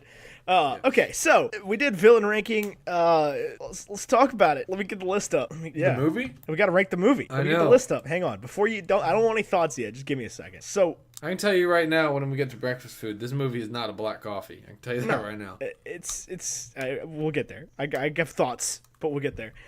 All right. Right now, our list is Iron Man, Captain America: Civil War, Guardians of the Galaxy, Avengers, Age of Ultron, The Avengers, Doctor Strange. I'm reading this off a list that doesn't include Doctor Strange, but I know we put it there eventually. Captain America: The First Avenger, Captain America: The Winter Soldier, Ant-Man, Iron Man 3, Thor, Iron Man 2, Guardians of the Galaxy 2, Thor: The Dark World, and The Incredible Hulk. That was tough. Oh my god. Okay, so about halfway through that, I realized you were going from top to bottom. Top to bottom. So I think we can. Where can do we need to start from the bottom with this? You can go. You can take the bottom. Take the bottom five out. Okay, so it's better than Thor. It's better than the Incredible Hulk, Iron Man, or Thor: The Dark World, Guardians of the Galaxy 2, Iron Man 2, or Thor. Yeah. Is it better than Iron Man 3? Is it better than Ant-Man? Yeah. You sound unconvinced. No, it is. It definitely is. I was gonna say if you're unconvinced about Ant-Man, we're gonna have some problems here.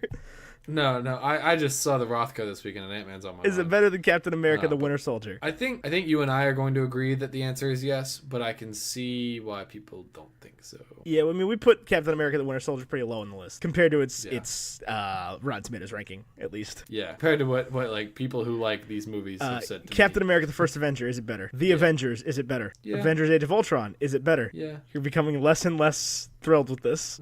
I know we're about to get. I know where you want to put it. Do you? I think you want to put it at number 1. I do. I absolutely want to put it at number 1.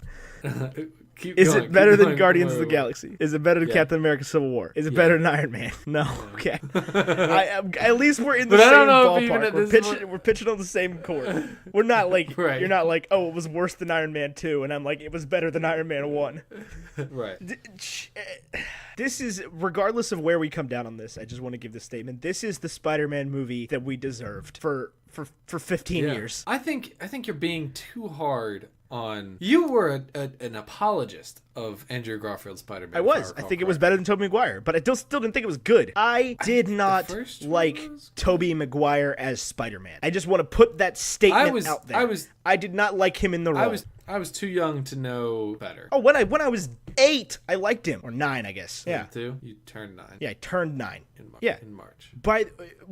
Because I had the first 2 on DVD. When I went back to watch Spider-Man 3, before that, I watched the other 2. In 8th grade? In 8th grade? And I did not like them as much then.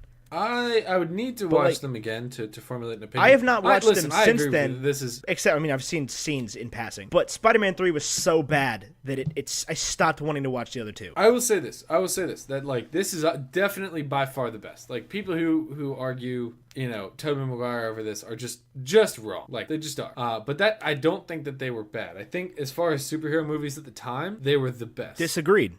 Ever. You think like Tim Burton Batman? No, I think X-Men. Those were good. You don't like I love Tim Burton Batman? A lot of people make arguments that Tim Burton Batman A lot of people make arguments that Tim Burton Batman were also terrible. Those people are more correct. They weren't terrible. Tim Burton only did the first 2. Which one was the Tim Burton ones? I always get him and Val Kilmer confused. So Michael Keaton did the first 2, then Val Kilmer, then Clooney. That was all one contiguous series? Yeah, but it was 2, maybe 3 directors. I think it was 3 directors. I think it was Tim Burton, Jerry Bruckheimer, maybe? I mean, this isn't super relevant, but okay, Batman. So Batman Forever. Who did Batman Forever? Batman Forever was Joel Schumacher, produced by Tim Burton, and Batman and Robin was Joel Schumacher. Just Joel Schumacher. What a poor So that one's the one people criticize the most, as Batman and Robin. Because that was Clooney, that had the nipples. Had Arnold Schwarzenegger as Mr. Freeze. Yeah. It was not great. But anyway, no. I think that X-Men and X2 and X3 The Last Stand were better than Spider-Man 1, 2, and 3. And I think that if you go back and watch them again, you'll agree with me. I don't know if you necessarily remember those movies. They were super good. Patrick Stewart as Professor Xavier, awesome. But as it stands, we have not figured out Spider-Man yet. Tell me why it's better than Iron Man. I don't know if I could. It's not like, I don't even know if it's a tangible thing. It's like I think they're in some regards almost the same movie. Except Spider-Man has to lean on, and this is, I know you don't like this objection, but Spider-Man does have to lean on prior heroes that Iron Man did not have. Right, but I think this Spider-Man movie made Iron Man a better character. In that it Depends on how he acts. It not only advanced Spider-Man stock, but it rose Tony Stark stock. Tony Stark. We need like a ticker. What do you mean? Like a stock ticker? Stock of all these characters. Yeah. So why was it... And that's the thing is, I don't necessarily know if I could... But the whole time I've just been rating it on, like, how did I feel about the movie? What was my gut reaction? Did I enjoy watching it? And I enjoyed watching this more than I enjoyed watching Iron Man. Barely. I hear you. So why is it... So make a convincing argument the other direction, since I can't necessarily. I think that Iron Man is better because I am not convinced by the supporting roles. Like, when you watch Iron Man and Gwyneth Paltrow throws out Christine Everhart because she says, and sometimes I take out the trash, that's a freaking dynamo. It's a great line for sure. You don't have one of those scenes. We spent like 45 minutes talking about a Vanity Fair interview on Iron Man, like a 30-second one where Tony Stark knew everything he was going to say because he was so confident. He was so Tony Stark. And I think, listen, I hear you. Tom Holland is so Peter Parker. Well, he's so Spider-Man. And I hear that. I don't know. I liked, oh gosh, this is embarrassing that I said I liked it and I can think of his name. The guy in the cave.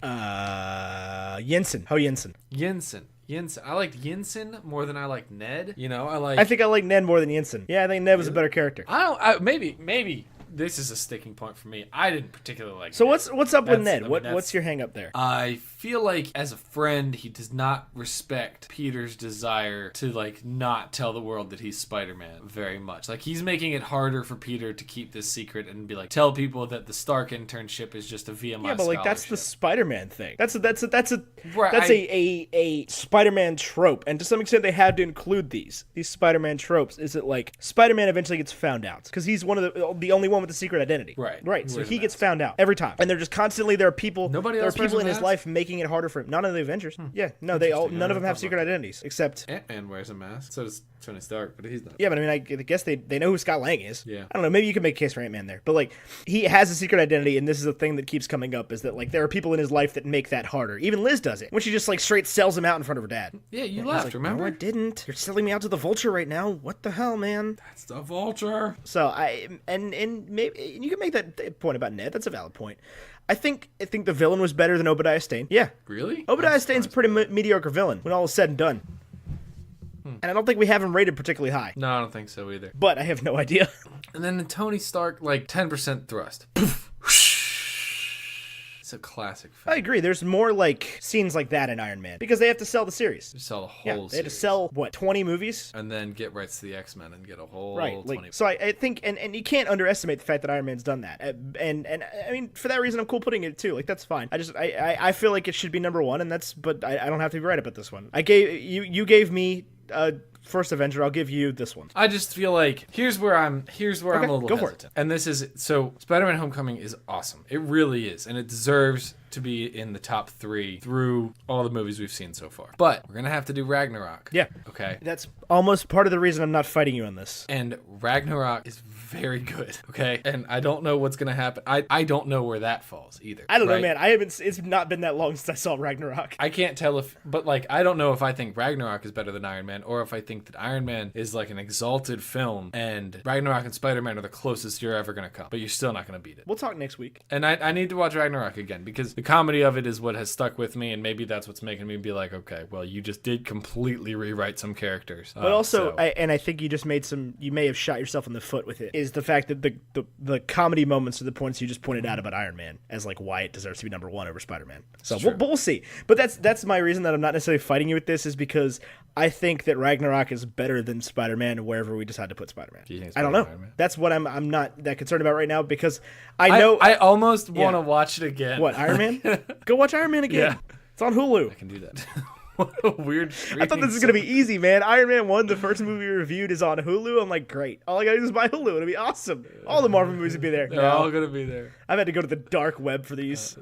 The dark web, like the Venom symbiote? Yeah, I had to ask the symbiote for this movie. I'm going to say, I feel... We can put it at 2. I'm going to say 2, but I think there's going to need to be... Here's what I'm thinking, is after we finish Black Panther, we're going to have some time. So I think we may want to revisit the whole structure. I disagree with that. We just revisited the structure last week. I agree. But, I mean, you're correct. But just glance at it again. Okay, well, I mean, is there something you think we have misplaced? I think I know what it is. I know what you think we have misplaced. Ant-Man. What do you think we have misplaced? Oh, no, that's not what I was thinking. I was going to say Age of Ultron. You think it's worse? I don't think it's as good as the Avengers, but I could be wrong. mean... I think that's my, like...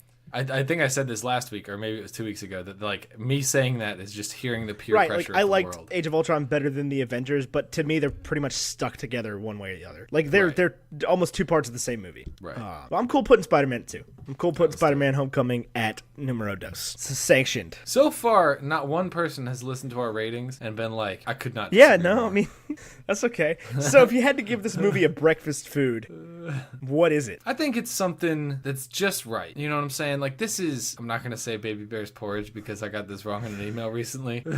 You know, I wanted to correct you, but like you'd already sent the email. I was very embarrassed about that. It's Baby Bears is just but it's right. Like it's because he's the same age as Goldilocks. I She's not gonna like the chair for a mom or a dad because she's a kid. I know, but in my mind it was that Dad was too burly and Baby Bear was and some mom's in the middle. I got you. I understood that, and it almost looked right when you said it, and then I was like, wait a minute. But you'd already sent the email, so I was just like, whatever. They might say something, they might not.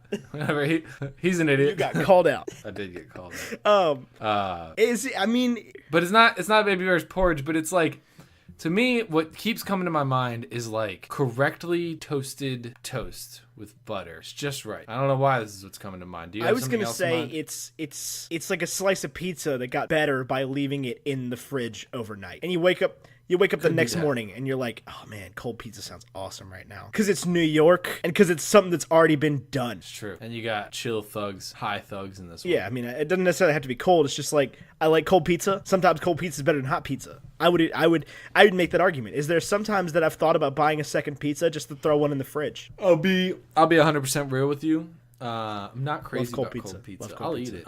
But I am a huge fan of like 30-second microwave No, pizza. can't do that. Nope. Once it gets cold, it stays cold for me. Once it gets cold, I can't throw do it. some Frank's Red Hot on it and just crush it. Yeah. So, but I mean, that was the first thing that came to my mind, and maybe I'm just stuck on New York and now I want some freaking pizza. I actually am like not even remotely in the mood for pizza right now. It's very strange. I'm just hungry. I'm not. I had cheese and crackers, not crackers. Cheese and chips for this. Cheese and chips sounds like a weird way to say chips and dip. It's a chip and dip. It's chip and Seinfeld. Easy. Yep. Okay. So what are we going with? The jerk Black store coffee? called no, it's not black coffee. Although I had to order. I was at work the other day, and one of my coworkers was like, "Hey, I'm going to McDonald's. What do you want?" And I was like, "Oh, I'll get a steak and egg bagel with a black coffee." And he was like, "Jesus, do you want a cigarette with that?" Because it just sounded like a cigarette breakfast. I would agree with that.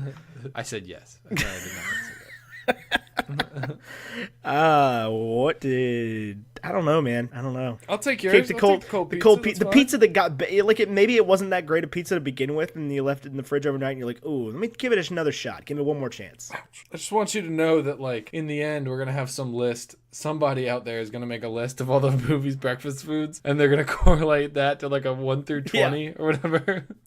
Like the second best breakfast you could possibly eat is cold pizza. I think we should make a vlog series of us eating the movies. Once I move back to town, we'll just go back through all the episodes and just eat them. Yeah, eat the episodes. Today we're at freaking Denny's. We had to find a Denny's. There's one on. Oh, Jesus Christ. Thank you for listening to another episode of Bacon and Eggs. If you came to this after a swoop, you know what the deal was. This has been a great episode. I love this movie so much. Thank you guys for listening to us talk about Spider-Man. Spoderman Homecoming. Spoderman. You're saying his name like it's saying like Spider-Man. It's his last name. Like Bill Spider-Man. Like it's his name. Friends. We had a good time this week. We always have a good time doing this show. As always, you can support this show if you have a few bucks to spare. Maybe head over to patreon.com/baconandeggs. /baconandeggs, and you can. We have can throw us a few merch bucks. in the doobly-doo as well. There's merch. There's shirts that you can purchase with our not with our our faces, logo but our on them. logo on them that you can in wear. 3 colors. You can wear them wherever Send you us- want. You can wear them to the store. Send us a picture with #baconandeggs of you wearing the shirt. No, just at Baconandeggs23 of you wearing the shirt. We will That works. guaranteed that works too, yeah. retweet that. Anyway. Guaranteed we Trying to will get a trending retweet that every hashtag. day But of that's the cool. week. Listen, Yeah, man. we're not going to. I can tell you that right now. Dream I big. Tell you what's not gonna happen. I'm dreaming big. Gotta hustle first. Thank you though so much for listening. Go to the Patreon to donate. You can also buy our merch. The links in the doobly-doo. You can also follow us on Twitter at Baconandeggs23, where we're doing a lot of fun giveaways and stuff like that. We just actually gave away a copy of this movie that we just reviewed, the digital copy that came with my second copy of the DVD. And that went to at Mace and we're Gurm. And we're going to be doing more stuff like that, whether it's pop figures, whether it's, digital downloads, whatever you want. Really, just let us know and we'll try to make it happen. I mean, we can't give away like hoverboards or whatever. We've got a $20 limit here at Bacon and Eggs. I've been Ethan Edgehill. That's been Tyler Carlin. I'm at Wow Now, but the O's are zeros. And he is at America Carlin. You can get us both at Baconandeggs23 or by emailing us at baconandeggsmedia@gmail.com. Our I can't say artwork. Our artwork is by Vashaun Brandon. Contact us for our contact information and we'll give it out. Our artwork and merch. Yeah, also our merch is by Vashaun Brandon. Thanks so much for the merch, Vay. And join our Facebook group. It's been a lot of fun. It'll get you nice perks and stuff. Yeah, any giveaways we do, Facebook group members, if they participate in the giveaway on Twitter, they get their names in the hat twice. It is literally a hat. Yeah, I wrote them all on small slips of paper and drew them out of a hat, like an actual baseball it's a cap. good time. Yeah. He's gonna be doing it on Instagram Live next time instead of just not doing it on Instagram Live. So we're gonna be on all sorts of social media platforms. We want to be as involved with you as you can possibly be. Whatever your social media of choice is. Honestly, if you direct message either of us or if you email us, there's like almost 100% chance that we will respond. More likely than not, we'll tell you to join the Facebook group if you DM me on Instagram, I may never see it. That's true. Yeah, that's the hard. That's the one I get the least notifications for. So yeah, hit us up somehow. It's been great talking to you guys. Thanks for listening to another episode of Bacon and Eggs, a movie review podcast. I've been Ethan Edgehill. That's been Tyler Carlin. Until next week, arrivederci. A lint is a shell's best friend. Hi, and welcome back to Bacon and Eggs. I'm Tyler Carlin. And I'm Ethan Edgehill. Wow. Hola, buenos días y bienvenidos a Bacon and Eggs con Tyler Carlin y Ethan Edgehill. Tenemos muchos cinemas. I don't remember the word for movie.